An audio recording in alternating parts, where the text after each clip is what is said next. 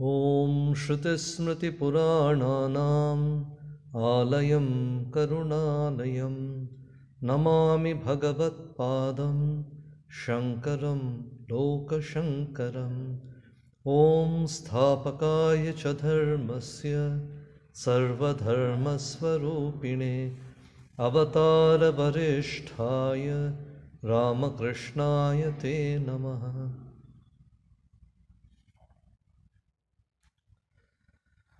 विवेक चूड़ामणि में हम 83 नंबर श्लोक पढ़ रहे थे पिछले बार कि जहाँ पर भगवान शंकराचार्य जी ने विवेक जगाने के लिए देह का वर्णना कर रहे हैं, देह के बारे में।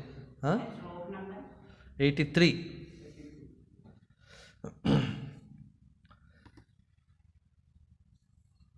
तो इतना देहाभिमान होता है हम लोगों का, आइडेंटिफिकेशन हो जाता है देह से कि मैं कौन हूँ, तो मैं इस देह हूँ, इस जगह पे जन्म लिया हूँ, ये मेरा नाम है, ये मेरा प्रोफेशन है, तो इतना मेरा संपत्ति है। अभी जो भी है, we are attached to our body and our possessions, जो भी है मेरे पास, इसके बारे में आइडेंटिफिकेशन व अस्मिता हो जाता है। तो इसलिए शंकराचार्य जी यहाँ पर विवेक जगाने के लिए तो देह के बारे में, तो देह में कितना कैसे अभिमान होता है, तो कैसे रॉन्ग इमेजिनेशन होता है कि मैं देह हूँ। तो शंकराचार्य जी कहते हैं कि देखिए, तो हम घर बनाते हैं, तो घर में सारा चीज़ रखते हैं, सब कुछ करते हैं, तो कभी हम नहीं सोचते कि मैं ही घर हूँ। परंतु देह के बारे में जब आता है तो देह के बारे में हम ऐसे सोचते हैं कि मैं ही देह हूँ, देह के अंदर मैं अलग चैतन्य हूँ, आत्मा हूँ, ये भाव कभी नहीं आता है। देह से ही आइडेंटिफिकेशन हो जाता है, क्योंकि जब तक ये चैतन्य रहता है हमारे अंदर, जब तक ये जो आत्मा रहता है, जीवात्मा जब तक है इस शरीर के अंदर, तब तक ये शरीर चलता है, फिरता है, सब कुछ काम करता है। तो जीवात्मा के वजह से जो प्राण शक्ति है, जो जीवात्मा का जो शक्ति है, इसी के वजह से सब कुछ करते हैं हम, ये शरीर चलता है, सब कुछ करता है। तो इसलिए हम सोचते हैं कि ये शरीर मैं हूँ। तो आइडेंटिफिकेशन इतना हो जाता है कि हम हमारा जो रियल आइडेंटिफिकेशन जो है, कोर पर्सनालिटी जो है, इसको हम भूल जाते हैं, इसके बारे में हम नहीं सोचते हैं। तो यहाँ पर शंकराचार्य जी कह रहे हैं, अनुक्षणम यत् परिहृत्य कृत्यम अनाद्य विद्याकृत बंधमोक्षणम देहः परार्थो अयम अमुष्यल पोषणे यः सज्जते स स्वमनेन हन्ति। अनुक्षणम यत् परिहृत्य कृत्यम अनादि अविद्याकृत बंध मोक्षणम। ये जो इग्नोरेंस, अविद्या के वजह से जो बंधन हो चुका है हम लोगों का, कि बंधन महसूस तो नहीं होता है, तो हम सोचते हैं तो मैं तो चल रहा हूँ, सब कुछ कर रहा हूँ, तो सोच रहा हूँ, I am able to do so many things independently, तो कहाँ पर है बंधन। तो ये बहुत क्या पुण्य कर्म से, तो पुण्य संग से, तो सत्संग से शायद मन के अंदर ये विश्वास आएगा, हाँ तो कुछ अलग है जीवन में और कुछ पाना है। तो जो जैसे जीवन बिता रहा हूँ तो ये काफ़ी नहीं है। This idea, this higher perspective of life itself comes by the grace of God. नहीं तो बस जैसे सब लोग जी रहे हैं तो वैसे ही तो जीते हैं। तो मिलियंस कम एंड गो करके एक बड़ा पोएट लिखा था, millions come and go, nobody remembers them. तो they come, they dance about for some time and then vanish vanish on the face of the earth. Nobody remembers them, nobody bothers about them.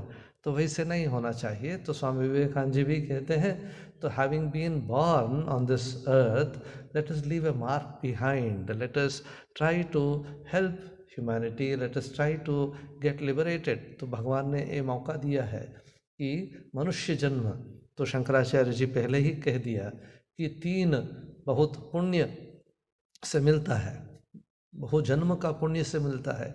क्या है वो? मनुष्य जन्म। तो मनुष्य जन्म, फिर सेकंड दूसरा बहुत अलभ्य चीज़ है कि सत्संग, साधु संग।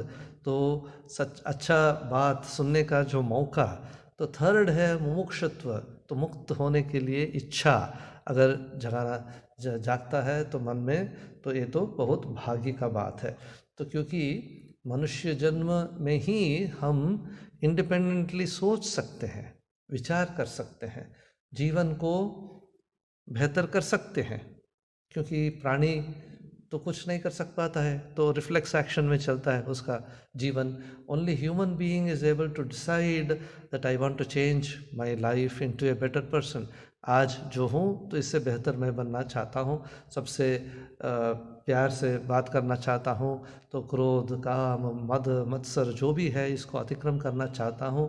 तो only a human being can think of all this, क्योंकि सेल्फ आइडेंटिटी जो है, अहम करके जो भाव है, वो सिर्फ ह्यूमंस के अंदर होता है। हाथी और भी बड़ा है, हमसे ज़्यादा शक्ति है उसके अंदर, तो शेर के अंदर भी बहुत ज़्यादा शक्ति रहता है, फिर भी उसका इंडिविजुअलिटी नहीं है। तो मैं करके जो बोध उसका अंदर नहीं होता है, तो वो कभी सोच नहीं पाता है कि मैं अच्छा शेर बनना चाहता हूँ, अच्छा हाथी बनना चाहता हूँ। तो only human beings have this capacity to design their life, to think about their life, think about future, think of how they can be better individuals in society। तो इसलिए शंकराचार्य जी कहते हैं मनुष्यत्व, मुमुक्षुत्व, साधुजन संशय, महाजन संशय, ये तीनों बहुत पुण्य की बात है। तो जब ये मौका मिल गया भगवान की कृपा से, जब ये मौका मिल गया मनुष्य जन्म, तो जैसे भी हो कोशिश करना है कि भगवान से एक होने के लिए, भगवान का दास बनने के लिए, भगवान से एक होने के लिए, तो मुक्त होने के लिए। That is the only way through which we can go beyond this chakkar of sansar, मरण, जनन मरण जो चक्कर रहता है। तो ये वेदांत कहते हैं। तो ऐसे ही तो बहुत सारे साधु लोग जो अवतार पुरुष है, जो बड़े बड़े संत हैं, सब लोग तो कहाँ हैं, तो ऐसे मुक्त होना चाहिए। तो ये जो संसार का चिंता, जो दुनिया का जो तकलीफ, सुख दुख, ये जो द्वंद्व चलता है, तो इससे मुक्त होना चाहिए, ज़रूर है, तभी आनंद में, शांत में रह सकते हैं हम। तो निरंतर जो आनंद है, नहीं तो क्या होता है, तो बस दुनिया में आज हम आनंद में हैं तो कल दुखी हो जाते हैं। तो ये आनंद और दुख चलता रहता है, तो टेम्पररी है, एवरीथिंग इज फ्लीटिंग। तो इसलिए तो निरंतर चिर आनंद जिसको कहते हैं, तो वो सिर्फ भगवान से ही मिलता है, तो चैतन्य को पहचानने से ही मिलता है। तो इसलिए तो सब संत लोग कहते हैं कि मुक्त होने के लिए कोशिश करना चाहिए। तो स्वामी विवेकानंद कहते हैं जैसे भी हो, the goal is to be free, the goal is to be free. तो मुक्त होना ही जीवन का उद्देश्य है। तो जैसे भी हो मुक्त हो जाओ। तो भक्ति से हो सकता है, ज्ञान से हो सकता है, तो अच्छा कर्म से हो सकता है, तो जैसे भी हो साधना करके तो मुक्त होना चाहिए। तो तुम्हारा अंदर जो ये है चैतन्य है, उसको महसूस करना चाहिए। तो यहाँ पर शंकराचार्य जी कह रहे हैं अनुक्षणम यत् परिहृत्य कृत्यम अनादि अविद्याकृत बंध मोक्षणम। ये जो बंधन है अविद्याकृत, अविद्या से उत्पन्न, अविद्या से हुआ है जो, तो मैं ये शरीर, मैं ये अहम, ये सब जो भाव है मेरे अंदर, ये सब तो अविद्याकृत है। तो इससे मुक्त होने के लिए जो करना है कृत्यम, जो साधना करना है, उसको छोड़कर, उसके बिना तो हम और सब कुछ करते हैं जीवन में जो बहुत ज़रूरी है, प्रायोरिटी जो है, तो मुक्त होने के लिए कोशिश, साधना, इसको नहीं करते हैं और सब कुछ करते रहते हैं। देह को पालन करते हैं, देह को पोषण करते हैं, ये देह मैं करके और अहम को बढ़ाने के लिए हम जितना काम करते हैं सब कुछ के अंदर तो मैं करके चलता हूँ। मैं और मेरा, ये दुनिया है। शंकराचार्य जी कहते हैं अहम और मम, यही दो चीज़ तो हमें रोल करता है जीवन में।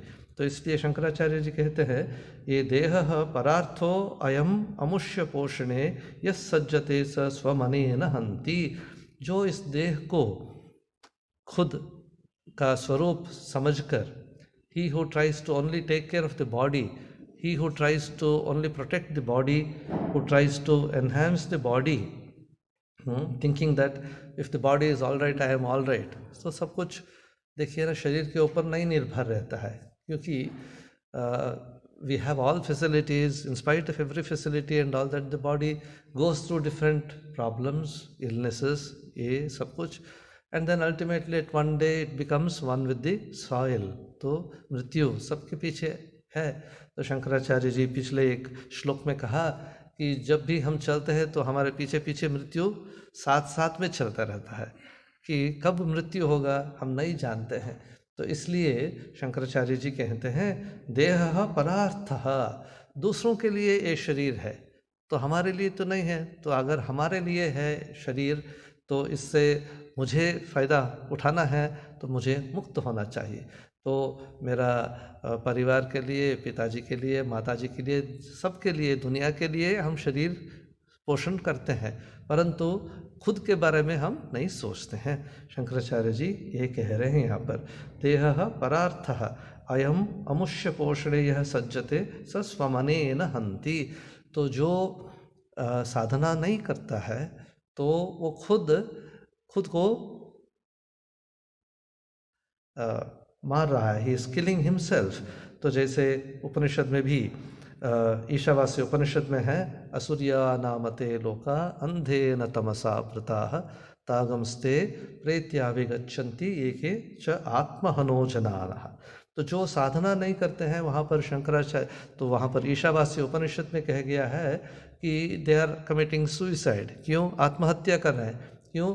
तो ये अविद्या में ही रहना इच्छा प्रकट कर रहे हैं, तो अविद्या में ही रहना चाहते हैं, तो मुक्त होने का कोशिश नहीं कर रहे हैं. तो सबसे बेहतर जो है जीवन को उद्धार करने का इच्छा इनके अंदर नहीं जगता है. तो जैसे श्री रामकृष्ण कहते थे, तो एक मछली वाला ने तालाब में नेट डाला कि मछली को पकड़ने के लिए. तो जब भी ये जो मछली वाला आए वहाँ पर, as soon as this fish saw these fishermen, कुछ मछली दूर भाग गए, तो तालाब के इस तरफ भाग गए, उस तरफ भाग गए. तो ये जब नेट फेंका उसमें, they did not get caught in the net. सो ये श्री रामकृष्ण कहते थे ये तो नित्य मुक्त है, कभी बंधन में फंस जाते नहीं हैं. तो बस और कुछ मछली जो पकड़ गया तो दो नेट के अंदर आ गए, वो छटपटा कर रहे हैं, तो यहाँ पर वहाँ पर भाग रहे हैं. तो बस कभी कभी एक दो इस तरह उस तरह से बस नेट से बाहर चला जाते हैं, दे एस्केप फ्रॉम द नेट. सो ये है जो जीवन मुक्त हो जाते हैं, कि जो कोशिश करते करते, साधना करते करते, तो जो नेट से बाहर मुक्त हो जाते हैं. तो और कुछ मछली है जो वहीं पर तो तकलीफ़ में, तो यहाँ पर वहाँ पर कोशिश करते रहते हैं. तो साधक जो है, ऑर्डिनरी जो साधक है वो वैसे. और कुछ मछली है जो नेट को पकड़ के नीचे चले जाते हैं मिट्टी में, पानी के अंदर. तो हम सेफ है, हम अच्छे हैं, तो हम कोई तकलीफ़ नहीं है करके सोचते हैं. तो ये बद्ध जीव कहते हैं. तो कभी मुक्त होने का, साधना करने का इच्छा ही नहीं होता इन लोगों का, कि ऐसे श्री रामकृष्ण देव कहते हैं. तो यहाँ पर उपनिषद कहता है कि ईशावास्य उपनिषद में है असुर्या नामते लोकाः गच्छन्ति. तो जो ऐसे दुनिया के इस खेल में फंस जाते हैं तो वो मृत्यु के बाद फिर मृत्यु, जनन मृत्यु, ऐसे चलता रहता है इन लोगों का जीवन. तो इससे बेहतर कुछ नहीं हो सक पाता है. तो ये शंकराचार्य जी यहाँ पर इसका हिंदी अनुवाद, अनादिकाल से अविद्या द्वारा किए गए बंधन से मुक्ति के लिए प्रतिक्षण प्रयास रूपी अपने सच्चे कर्तव्य को छोड़कर जो इस दूसरों के भोग्य रूपी अपनी देह के पोषण में आसक्त रहता है, वह इस कृत्य के द्वारा मानो आत्महत्या करता है. तो भागवत में एक श्लोक है, भागवत में एक अच्छा श्लोक है जहाँ पर कहा गया है पित्रोः किं स्वनो भार्यायाः स्वामिनो अग्नेः श्वगृध्रोयोः किमात्मनः किम सुहृदामिति यो ना असीयते, भागवत में है। तो ये शरीर किसके लिए, ये समझ में नहीं आता है। तो मेरे पति के लिए, मेरे पत्नी के लिए, मेरे पुत्रों के लिए, तो पिता के लिए, माता के लिए, किसके लिए, दुनिया के लिए, तो या तो आग के लिए या मिट्टी के लिए, समझ में नहीं आता है। इसलिए तो कोशिश करो कि मुक्त होने के लिए करके यहाँ पर कह गया है। तो 84 नंबर वर्स, नेक्स्ट वर्स में चलेंगे। शरीर पोषणार्थी सन य आत्मानं तिदृक्षति, ग्राहं दारुधिया धृत्वा नदीं तुर्तुं स गच्छति। तो यहाँ पर शंकराचार्य जी कह रहे हैं, तो एक एग्जाम्पल दे रहे हैं। शरीर पोषणार्थी सन य आत्मानं तिदृक्षति, ग्राहं दारुधिया धृत्वा नदीं तुर्तुं स गच्छति।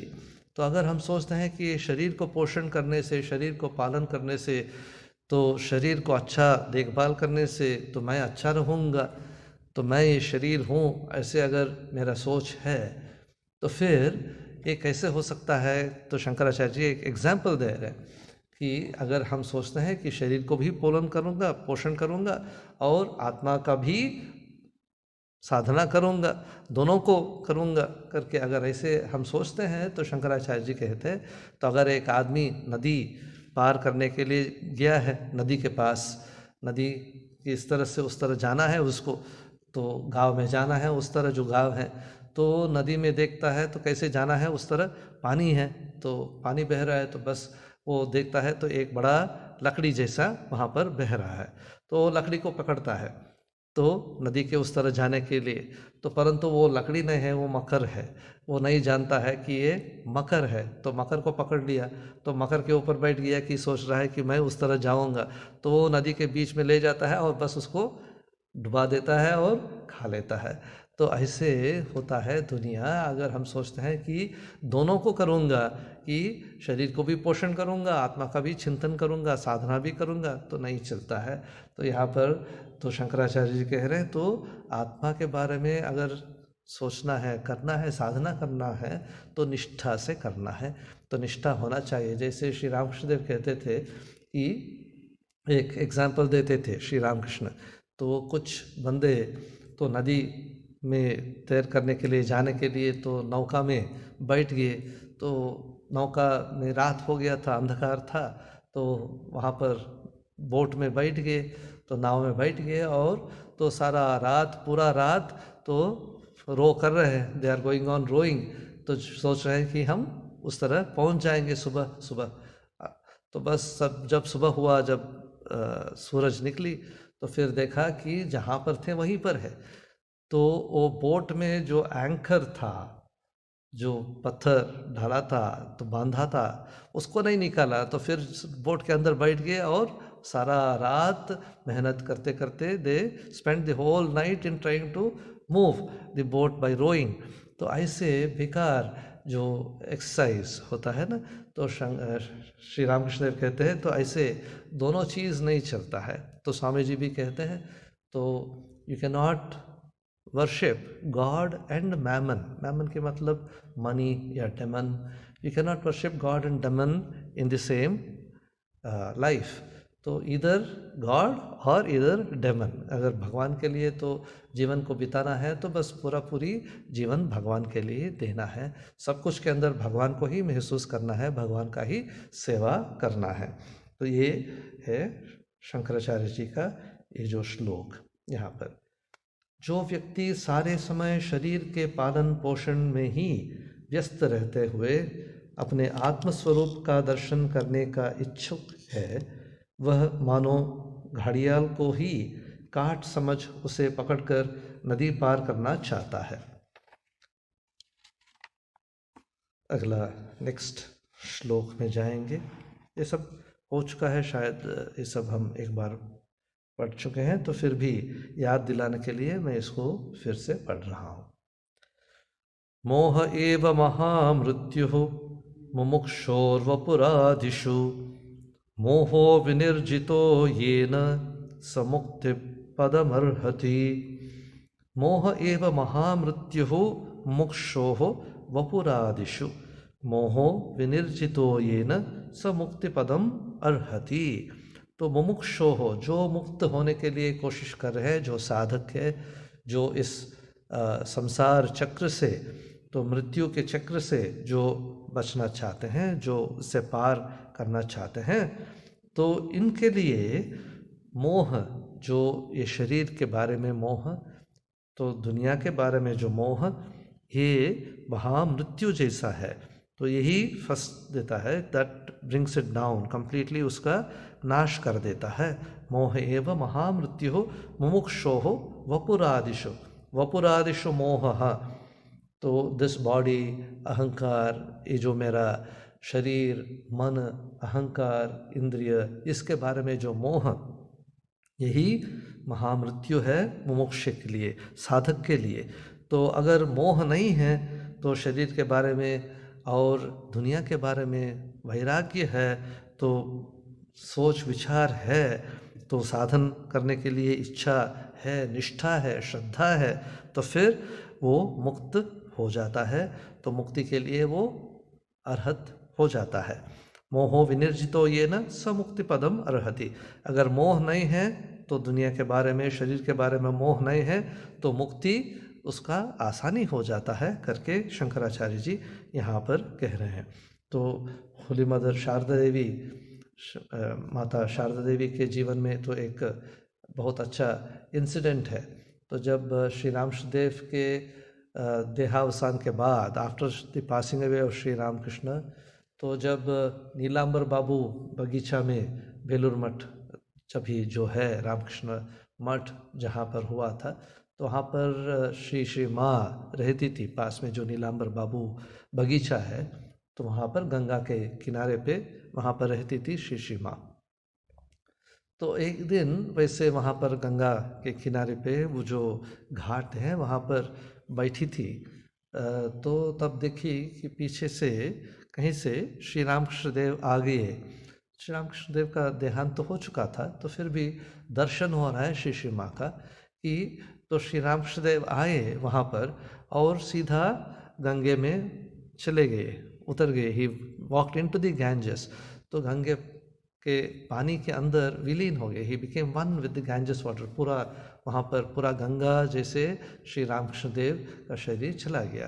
तो he went into the Ganges water.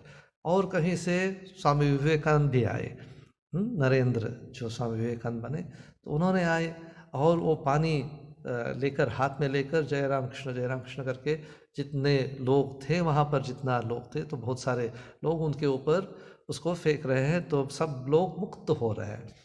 तो ये दर्शन हुआ श्री माँ का।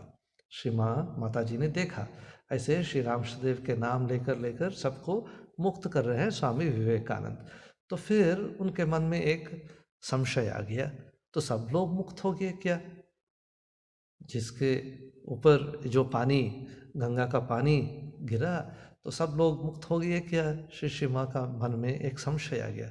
उन्होंने योगिन माँ जो भक्त थी, भक्त महिला, तो साधक श्री रामकृष्णदेव से परिचित थे, तो योगिन माँ को पूछा कि अच्छा सब लोग मुक्त हो गए क्या? ऐसे तो मैंने देखा कि ये सब लोग मुक्त हो गए। योगिन माँ बोली नहीं, जिनका वासना क्षय हो गया है, जिनके मन के अंदर वासना नहीं है, डिज़ायर्स नहीं है, मोह नहीं है, वही मुक्त होते हैं। तो याद दिलाई माँ को। तो माँ ने बोले हाँ सच, अगर वासना है तो मुक्ति नहीं हो सकता है। तो वही बात यहाँ पर शंकराचार्य जी कह रहे हैं कि मोह एवं महामृत्यु। ये जो मोह कि मैं शरीर हूँ, ये शरीर नष्ट होने से मैं नष्ट हो जा रहा हूँ, ये जो भाव, ये आइडेंटिफिकेशन विद द बॉडी, ये महामृत्यु है करके शंकराचार्य जी कह रहे हैं।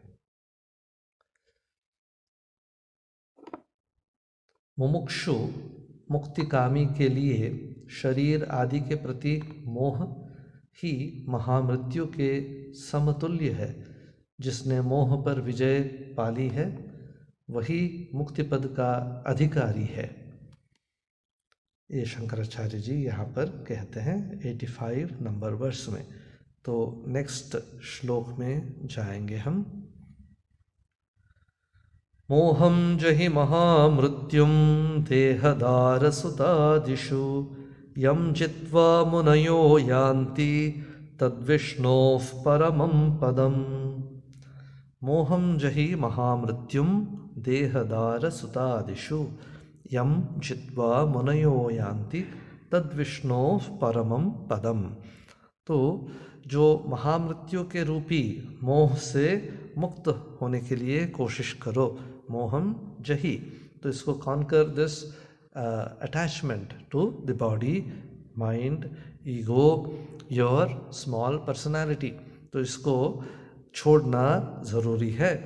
तो यहाँ पर शंकराचार्य जी कह रहे हैं सिर्फ केवल तुम्हारा शरीर नहीं, परंतु देह दार सुतादिशु, देह पहले तो तुम्हारा शरीर, तो फिर मेरा पति, मेरा पत्नी, मेरा पुत्र, मेरा पुत्री, ये सब के बारे में भी मोह हो जाता है। तो उपनिषद में कह गया है कि केवल मेरा शरीर के बारे में नहीं, परंतु दूसरों के बारे में भी अटैचमेंट हो जाता है, एक्सटेंड हो जाता है। जैसे उपनिषद में एक एग्जाम्पल दिया है, तो एक आदमी का लड़का मर गया, तो जब लड़का मर गया तो वो आदमी रो रहा है कि मेरा मृत्यु हो गया।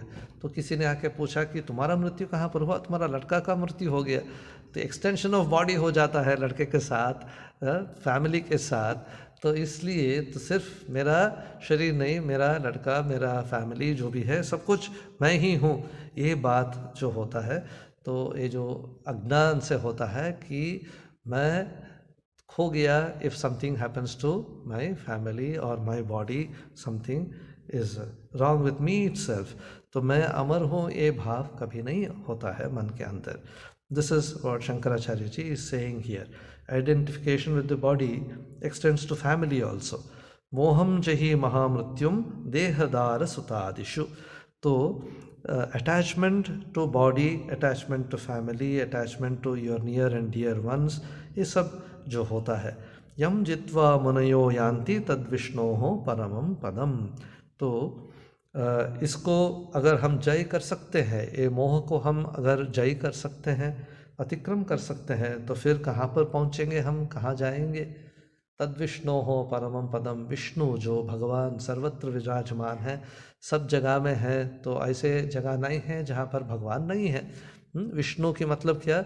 सर्वत्र गो महान। विष्णु कि मतलब हर एक कण कण में वही भगवान है। तो जो महसूस कर सकते हैं तो उनको महसूस हो जाता है, जैसे श्री रामदेव हो सकता है, विवेकानंद जी हो सकता है, गुरु नानक जी हो, सबको जो जो साधक थे, जो जो महान पुरुष थे, इन्होंने महसूस किया है कि हर एक कण कण के अंदर वही सच्चिदानंद भगवान विराजमान है, एक ही सत्ता है हर एक जगह में। हो सकता है यहाँ पर या और दूसरा जगह कोई आदमी, तो जाति हो सकता है, कलर हो सकता है, all these differences are not true. We have made all these differences. तो कोई रिच है, कोई पुअर है, कोई काला है, कोई फर्शा है, ये सब ऑल बेकार जो डिस्टिंक्शंस हमने किया है। तो यहाँ पर शंकराचार्य जी कह रहे हैं, तो देखो, तो अगर तुम देह के बारे में मोह को छोड़ देते हो तो तुम पहुँचोगे कहाँ पर? हर एक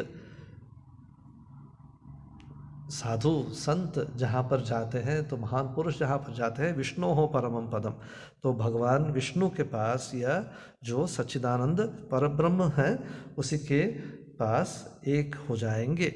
तो करके यहाँ पर कह रहे हैं शंकराचार्य जी। तो ये एक यहाँ पर जो हिंदी अनुवाद है देख लीजिए, तो यहाँ पर देह स्त्री, स्त्री तो बस आप सोच सकते हैं तो पति, ठीक है, स्वामी, देह स्त्री स्वामी पुत्र आदि के प्रति मोहरूपी महामृत्यु पर विजय प्राप्त करो। इस मोह को जीतकर ही मुनिगण विष्णु के उस परम पद की उपलब्धि करते हैं।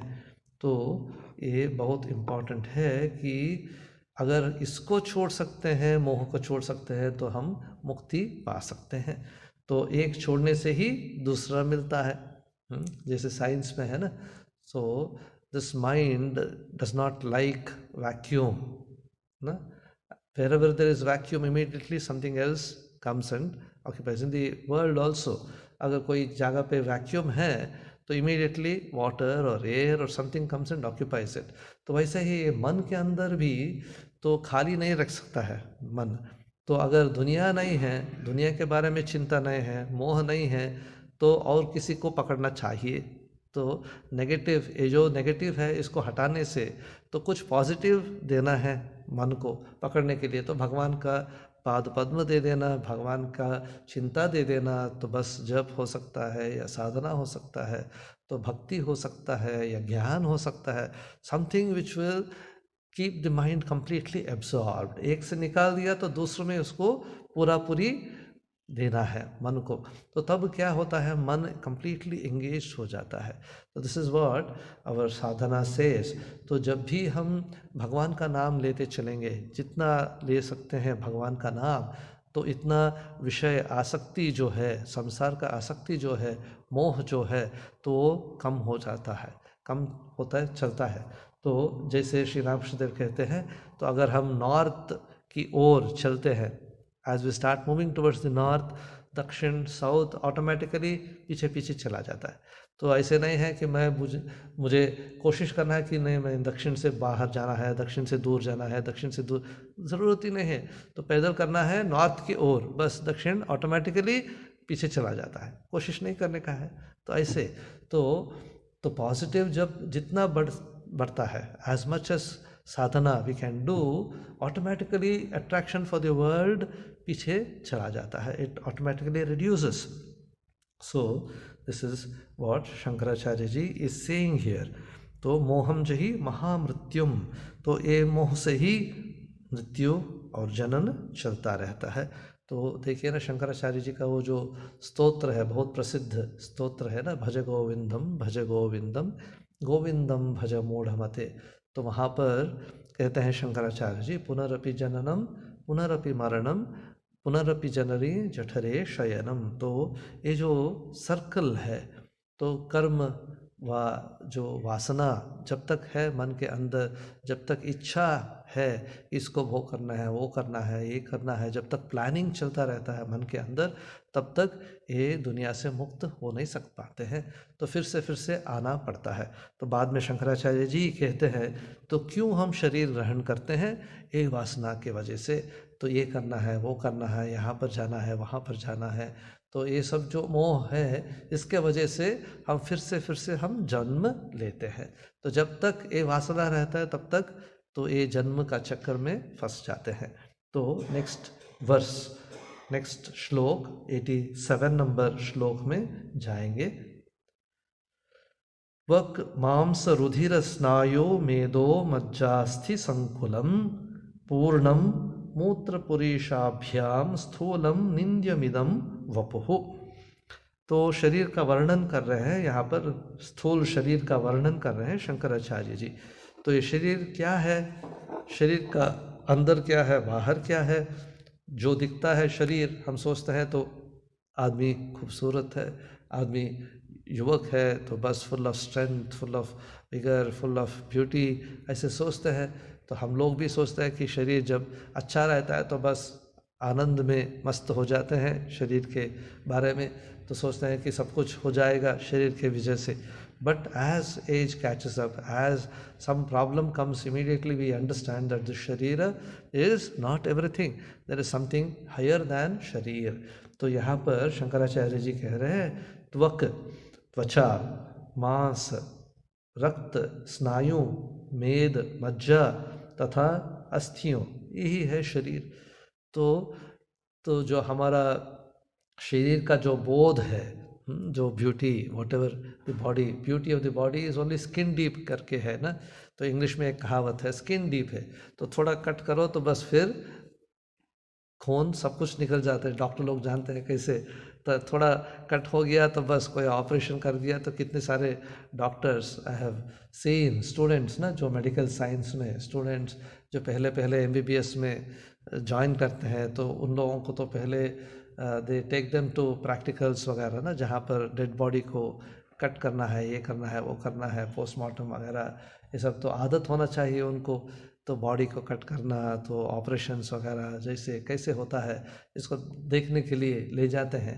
तो बस बहुत सारे स्टूडेंट्स तो दे फेंट, तो जब खून देखते हैं, जब ये सब मांस वगैरह देखते हैं शरीर के अंदर ना, तो सहन नहीं कर सक पाते, दे सिंपली फेंट, अनकॉन्शियस हो जाते हैं। तो क्योंकि शरीर के अंदर जो है अगर हम देखना चाहते हैं तो बस कितना गंदा है, कितना गंदा है। तो इसलिए शंकराचार्य जी यहाँ पर कह रहे हैं कि त्वचा, मांस, रक्त, स्नायु, मेद, मज्जा तथा अस्थियाँ, यही है शरीर। तो इस ये सब से निर्मित और मलमूत्र से परिपूर्ण यह स्थूल शरीर निंदनीय है। तो साधक जो है, साधना करने के समय हमें ये ध्यान करना है, कभी कभी ऐसे सोचना है कि शरीर के अंदर क्या है, ये शरीर के बारे में सोचना है, शरीर का जो विलक्षण रूप है, तो शरीर के अंदर जो है इसके बारे में ध्यान करना है करके बोलते हैं साधना में कि we have to concentrate to get over the attachment of the body, we have to concentrate on what is there inside this body. हर एक जीव के अंदर, हर एक जंतु के अंदर वही है। तो कोई फर्क नहीं है, सिर्फ बाहर का आकार, बाहर का जो रूप है वो फर्क है। तो ये असल रूप नहीं है, एक्चुअली क्या है, तो पंचभूत से ही हुआ है ये शरीर, पंचभूत में ही विलीन हो जाएगा। तो सिर्फ आत्मा जो अमर चैतन्य है वो अलग है, शरीर से अलग है, उसको पहचानना है, उससे तो ये करना है, महसूस करना है। तो यहाँ पर शंकराचार्य जी यही कह रहे हैं। तो स्थूल शरीर तथा इसकी जागृत अवस्था के बारे में नेक्स्ट श्लोक में शंकराचार्य जी कह रहे हैं। देखिए, तो हम सब के अंदर यही सब है, जैसे यहाँ पर शंकराचार्य जी ने कहा त्वक, मांस, रुधिर, स्नायु, मेदा, मज्जा, अस्थि, ये सब है। तो फिर भी कितना डिस्टिंक्शन करते हैं, हर एक के अंदर वही है, कोई फर्क नहीं है। तो ठीक है, तो किसी के अंदर शायद थोड़ा ज़्यादा है, किसी के अंदर थोड़ा कम है। तो जो दुबला आदमी है तो थोड़ा कम मज्जा, थोड़ा कम मांस वगैरह है, तो जो मोटा है तो उसके अंदर थोड़ा ज़्यादा हो सकता है, इतना ही।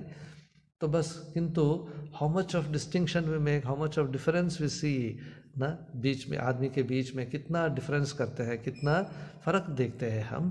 तो ये सब अज्ञान के वजह से ही होता है। तो शरीर के ऊपर ध्यान देने से, जब तक हम सोचते हैं कि मैं शरीर हूँ, तो दूसरा का शरीर के बारे में भी मेरा ऐसे ही ज्ञान रहता है, तो वो अच्छा है, ये है, वो है करके, तो उनको भी शरीर जैसे ही देखता हूँ। तो भगवान श्री रामकृष्णदेव देखिए ना, तो श्री रामकृष्णदेव के जीवन में एक बहुत अच्छा एक इंसिडेंट है। जब श्री रामकृष्णदेव वहाँ पर दक्षिणेश्वर में थे, तो दक्षिणेश्वर में थे और साधना तो सब कुछ हो चुका था, तो परमहंस श्री रामकृष्णदेव थे। तो एक दिन वहाँ पर दक्षिणेश्वर में जो काली मंदिर, तो बगीचा वगैरह, रास्ता वगैरह जो साफ करती थी एक महिला वृंदा करके, तो वो झाड़ू देती थी, वहाँ पर सब कुछ साफ करती थी। और ये जो भक्त लोग जो आते थे वहाँ पर, खाने के बाद जो पत्ता वगैरह जो फेंकते थे, खाना पीना जो बच जाता था वो सब फेंकते थे। और वहाँ पर नेचर्स कॉल वगैरह जो करते थे वहाँ पर गंगा के किनारे पे, ये सब जो गंदा चीज़ है सब कुछ साफ़ करके उन्होंने एक बास्केट में लेके जाके इसको दूर में फेंकना उनका काम था। तो रोज़ करती थी, तो ऐसे झाड़ू देकर साफ़ करके ये सब गंदा चीज़ लेकर उसको साफ़ करती थी।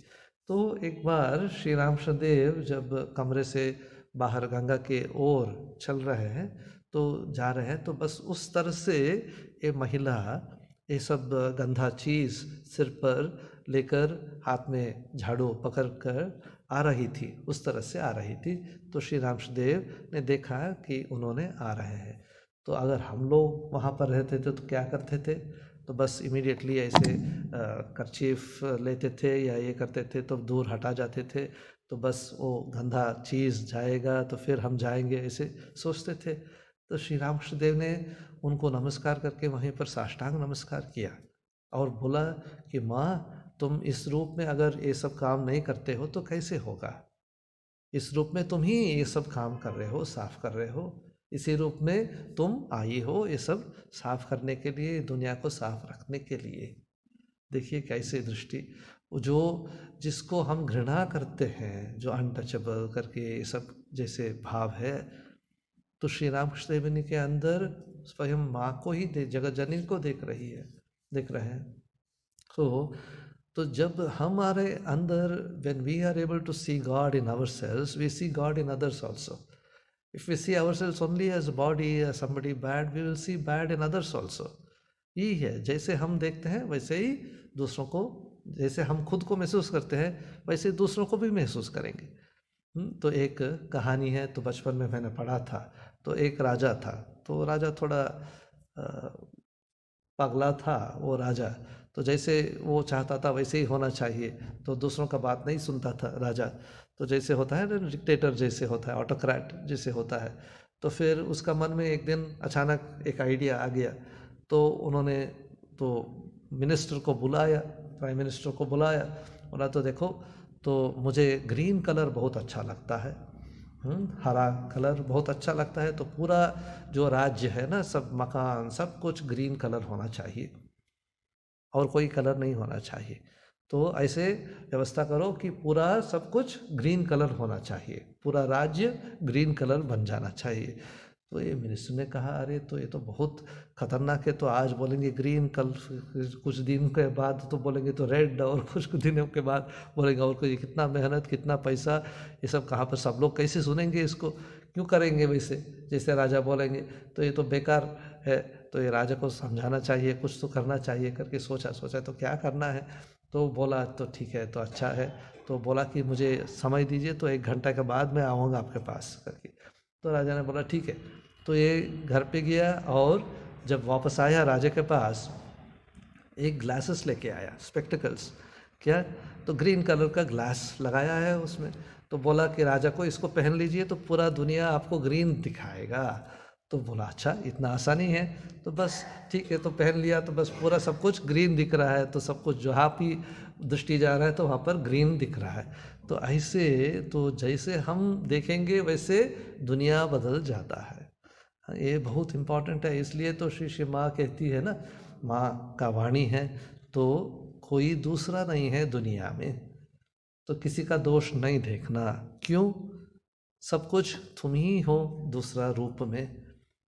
तो भगवान एक ही है, सत्ता तो एक ही है, एक ही जीव है। तो इसलिए श्री श्री माँ कहती है, तो किसी के अंदर दोष नहीं देखना, किसी को फर्क नहीं देखना। शी तो उनका तो कोई बच्चा नहीं, बच्ची नहीं, तो सब कुछ she used to identify everybody as her own child. So foreign से मैं कुछ दिन पहले ऐसे सोच रहा था कि देखिए श्री रामकृष्णदेव, अगर आप वचनामृत में पढ़ेंगे, श्री रामकृष्णदेव भी कभी कभी कोई केशव चंद्र सेन वगैरह जब आते थे, तो जब अच्छे बात कहते थे, कुछ अच्छा डिस्कशन होता था, तो श्री रामकृष्णदेव कभी कभी उन लोगों के पास मजाक करने के लिए तो आनंद से थैंक यू कहते थे। हाँ, तो कभी कभी इंग्लिश 2-3 शब्द, आंग्ल भाषा, तो कुछ कुछ इस्तेमाल किए हैं Shri Ramakrishnadev, thank you, yes yes, ये सब श्री रामकृष्णदेव ने इस्तेमाल किया है। तो ये सब बोलते थे श्री रामकृष्णदेव। परंतु श्री श्री माँ के बारे में सोचिए, देखिए श्री श्री माँ जब स्वामी विवेकानंद के शिष्य निवेदिता, ओली बोल, जोसेफिन मैकलॉर्ड, ये सब आए, स्वामी विवेकानंद ने इनके पास लेके आए, ये सब फॉरेन महिलाओं को लेके आए कि आशीर्वाद दिलाने के लिए। तो बस ये लोग निवेदिता वगैरह तो सिर्फ इंग्लिश जानते थे, श्री श्री माँ कभी इंग्लिश नहीं जानती थी, इंग्लिश समझ में भी नहीं आती थी। तो फिर तो ये लोग जब श्री श्री माँ से मुलाकात करते थे तो इंग्लिश में बात करते थे। श्री श्री माँ never replied in English, thank you भी नहीं बोली, यस भी नहीं बोली, कुछ इंग्लिश का शब्द ही नहीं इस्तेमाल करी। तो इन लोगों को तो खिलाती थी, सब कुछ करती थी, तो सिर्फ प्यार से बातचीत होता था। तो कोशिश भी नहीं किया कि इंग्लिश सीखने के लिए या इंग्लिश बोलने के लिए।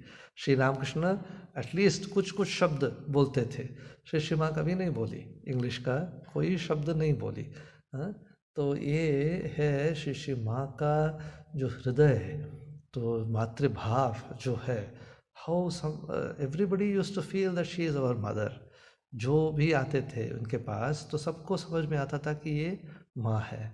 तो जैसे अतुलानंद जी महाराज जो अमेरिका से आए थे, तो यहाँ पर आके माँ स्वामी विवेकानंद को देखे थे। He had seen Swami Vivekananda, दर्शन किए थे, लेक्चर सुना था स्वामी विवेकानंद जी को। तो फिर बाद में संन्यास भी लिए अतुलानंद जी। तो यहाँ पर आए थे, भारत में आकर शिष्य माँ से मुलाकात करके, तो शिष्य माँ के पास दीक्षा भी हुई उनका, तो मंत्र माँ से मिली। तो फिर बाद में यहाँ पर लखनऊ के पास में यहाँ पर रहते थे तो अतुलानंद जी महाराज, बहुत अच्छे साधु थे।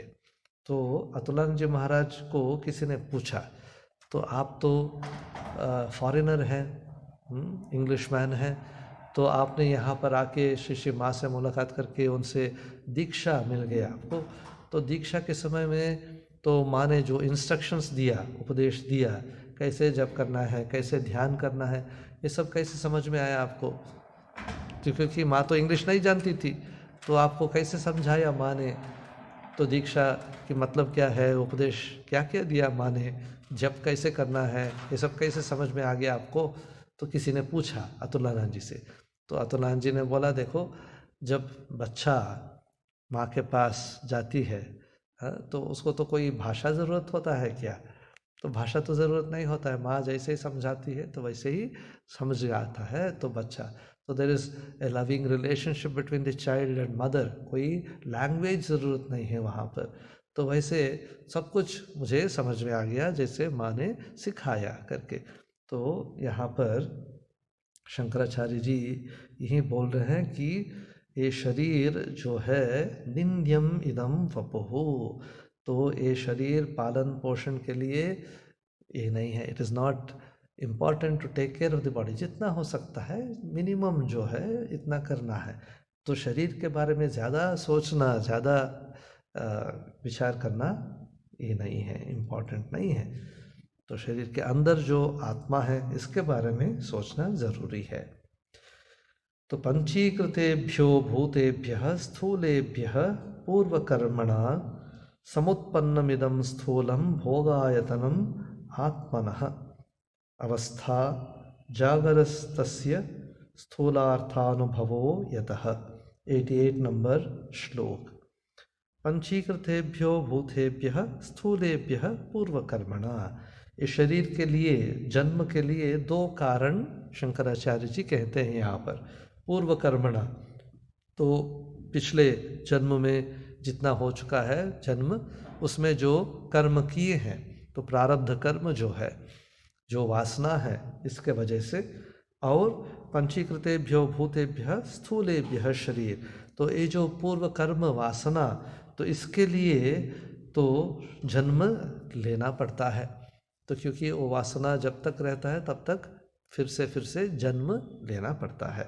तो जब एक जीव का जो सूक्ष्म शरीर एक शरीर से जब निकल जाता है, तो वो वासना जो कर्म है सब कुछ लेके चलता है उसके साथ। प्रारब्ध कर्म जो है, वो प्रारब्ध कर्म से उसका फिर से जन्म लेने का तो वो जो मोटिवेशन, जो ये प्रोसेस शुरुआत होता है। तो ऐसे जगह, ऐसे माता पिता, ऐसे एक परिवेश जहाँ पर उसका जो वासना है वो पूर्ण होता है, वैसे एक जगह में वो फिर जन्म लेता है। तो ये है वेदांत में, तो हिंदू धर्म में ऐसे कह गया है। तो इसलिए तो पूर्व कर्मणा स्थूलेभ्यः भूतेभ्यः पंचीकृतेभ्यः, ये जो पंचभूत जो है, वायु, अग्नि, तेज, अप, ये सब मिलकर शरीर का गठन होता है। तो हर एक शरीर के अंदर यही है। तो समुत्पन्नमिदं स्थूलम भोगायतनम आत्मनः, तो जो जीवात्मा है, जो आत्मन है, इसके अंदर इस शरीर को इस्तेमाल करके तो बहुत सारे काम तो कर्म में रहता है। तो और पूरा जीवन भोगायतनम आत्मनः, ये जो शरीर तो आत्मा का भोग आयतनम, घर जैसे। तो घर में घर बनाते हैं तो हम रहते हैं घर में, इसको आनंद से we enjoy the world by staying in the house और वॉट एवर इट इज़, वैसे ही इस शरीर के अंदर जो आत्मा जब तक रहता है तब तक इस शरीर को इस्तेमाल करता है। तो क्योंकि कर्म को क्षय करना है तो बस इसको इस्तेमाल करता है। तो अवस्था जागरस्तस्य स्थूलार्थानुभवो यतः, तो ये यहाँ पर शंकराचार्य जी कह रहे हैं जीवात्मा के पूर्व कर्मों के संयोग के फलस्वरूप पंचीकृत स्थूल भूतों से आत्मा के भोग आयतन के रूप में यह स्थूल शरीर उत्पन्न हुआ है। उसकी जागृत अवस्था स्थूल पदार्थों के अनुभव पर आश्रित है।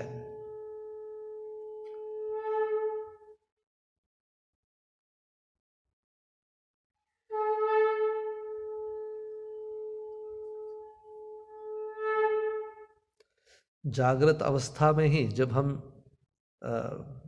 awakened है, when we are moving about in the world, only then we recognize somebody as the body and ourselves as the body. तो ये देह भाव ज़्यादा रहता है जागृत अवस्था में।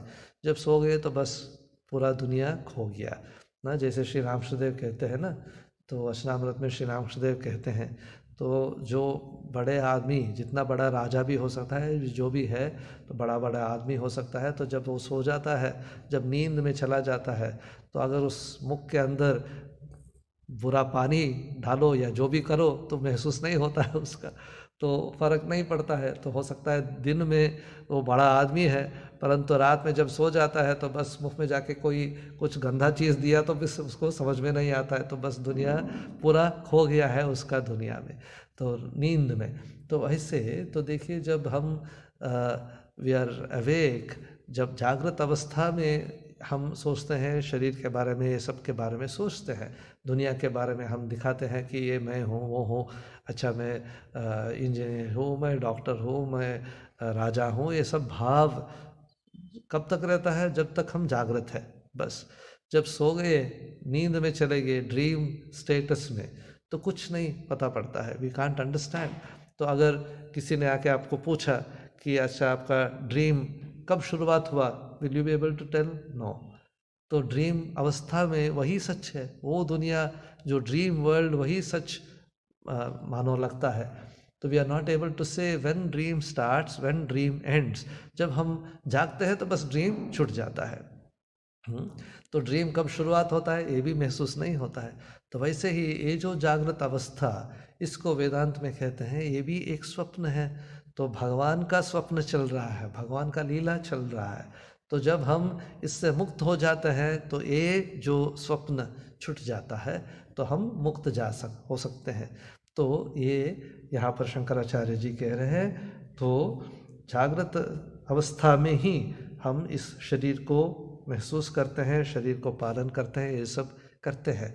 तो नींद में हम इसको महसूस नहीं करते हैं, we don't feel that we are the body in the dream sleep state. तो यहाँ पर शंकराचार्य जी कह रहे हैं, तो जो विचार जो करना है तो जागृत अवस्था में ही करना है। तो नींद में मैं विचार करूँगा वैसे तो नहीं चलेगा ना, नींद में होश नहीं रहता है, we are not ourselves in sleep. तो इसलिए जागृत अवस्था में when we are awake, when we are seeing this world, we have to understand the truth behind this world. जो जगत के पीछे जो है उसको, सत्ता को महसूस करना है। जैसे वेदांत में एक एग्जाम्पल दिया है ना, तो जब हम सिनेमा देखते हैं, सिनेमा में तो बहुत सारे चीज़ देखते हैं स्क्रीन के ऊपर, तो कोई रो रहा है, कोई हंस रहा है, तो बहुत सारे चीज़ वहाँ पर देखते हैं। तो फिर बाद में सिनेमा हो गया, फिल्म हो गया, तो जाके देखिए तो बस वहाँ पर जो स्क्रीन है उसमें तो कुछ नहीं रहता है। शायद हो सकता है कि आग लग गया है या पानी हो गया है सब कुछ, परंतु वो स्क्रीन तो वैसे ही रहता है, कुछ फ़र्क नहीं होता है उसके ऊपर। तो वैसे दुनिया भी वैसा ही है। तो आदमी तो सुख दुख के भीतर जाता है, परंतु आत्मा जो सत्ता है उसका कुछ फ़र्क नहीं होता है। यही बात है शंकराचार्य जी यहाँ पर कह रहे हैं। ओम शांति शांति शांति। हरि ओम तत्सत्। श्री राम कृष्णार्पणमस्तु।